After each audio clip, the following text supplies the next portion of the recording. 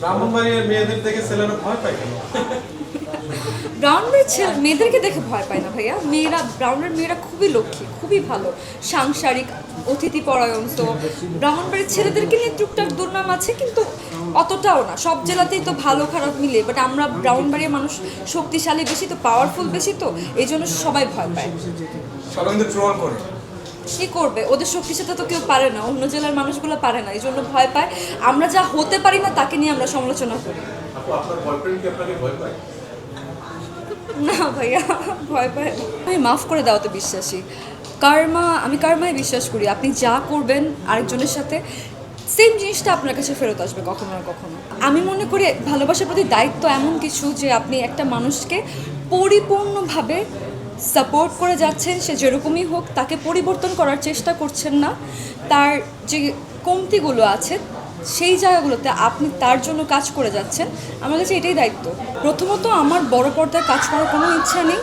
আমি as a model, আমি আমার মডেলিং ক্যারিয়ারটাকে অনেক বেশি এনজয় করছি। আমি ফ্যাশন ইন্ডাস্ট্রিটাকেই পছন্দ করি। আমার বড় পর্দায় বা অভিনয়ে কাজ করার আপাতত কোনো ইচ্ছা নেই। না, আমি অভিনয় একদমই ভয় পাই না, কিন্তু আসলে আমি যে সেক্টরে আছি, ফ্যাশন মডেলিংটাকে আমি অনেক বেশি স্মার্ট, পশ অ্যান্ড আমি এটাকে অনেক বেটার মনে করি। আমার কাছে ভালো লাগে আর কি, যার যার ব্যক্তিগত ব্যাপার। আমার ব্যক্তিগতভাবে আমি ফ্যাশনটাকে, মডেলিংটাকে অনেক ডিফারেন্টভাবে নেই, বা এইটাই আমি মনে করি এইটা আমার ভিতরে বিল্ডিং। সো অভিনয়টাতে আমি কখনো যেতেও চাই না। হ্যাঁ, অনেকে বলে যে যারা মডেলিং করে তারা নাকি ফিউচারে তাদের মডেলিং ক্যারিয়ারটাকে প্রশস্ত করার জন্য আপনার অভিনয়ে যায়, কিন্তু আমি কখনোই চাই না যে আমি আমার মডেলিং ক্যারিয়ার আমার যতটুকু হবে আলহামদুলিল্লাহ, এরপরে হয়তো আমি কোনো বিজনেসে যাব বা আমার নিজের কোনো বুটিক্সে যাব, বাট আমি অভিনয়ে যাব না। আমার স্টার্টিং ছিল আপনার অভিনয় থেকেই। আমার স্টার্টিং ছিল আপনার টিভিসি ওবিসি নাটক থেকেই। আমি তো খান ভাইয়ের কয়েকটা সিরিজও করেছিলাম, বাট পরের দিকে আমার কাছে মনে হচ্ছে আমার জন্য অভিনয়টা না, আমার জন্য বেটার হচ্ছে মডেলিং। সো আমি পরে এটাকেই বেছে নিয়েছি। আমি ইন ফিউচারে আমি অনেক অফার পাই। রিসেন্টলি আমি মুভির জন্য অফার পাচ্ছি, আমি অনেক মিউজিক ভিডিওর জন্য অফার পাই, টিভিসি ওবিসির জন্য অফার পাই, নাটকের জন্য অফার পাই। মোটামুটি সব সেক্টর থেকেই আমাকে মানুষ নক করে, বাট আমার কাজের ক্ষেত্রে আমি খুবই সিরিয়াস।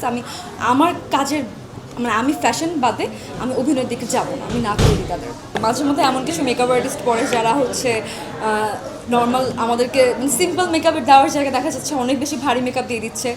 পরের দিন এমন হচ্ছে প্রোডাক্ট খারাপ হওয়ার কারণে পরের দিন পিম্পলও হচ্ছে। আমি নাম বলবো না, এরকম অনেক মেকআপ আর্টিস্টই আছেন যারা এমন হয় যে ডেট ওভার প্রোডাক্ট ইউজ করে ফেলে। সো এটাতে আমাদের অনেক হ্যাসেল সইতে হয়। আমার তো রেগুলার শ্যুট থাকে না, আমি সপ্তাহে 2 থেকে 3 দিন কাজ রাখি, বাকি দিনটা আমি ফ্রি থাকি, যাতে আমি আমরা মেয়ে মানুষ, আমাদের জন্য আমাদের সংসার জীবন, আমাদের ব্যক্তিগত জীবন এটা খুবই ইম্পর্টেন্ট। সো প্রফেশনাল লাইফটাকে আমি একটু পাশে রেখে আমি আমার প্রাইভেট লাইফটাকেই বেশি প্রাধান্য দিই সবসময়। প্রাইভেট লাইফের সব কিছু ঠিক থাকার পরে যদি আমি সময় পাই, দেন সেখানে আমি টুকটাক মডেলিং, ফটোশ্যুট করি। দেশি পাকা টমেটো আর সিক্রেট রেসিপির কম্বিনেশনে তৈরি প্রাউন সসের বস।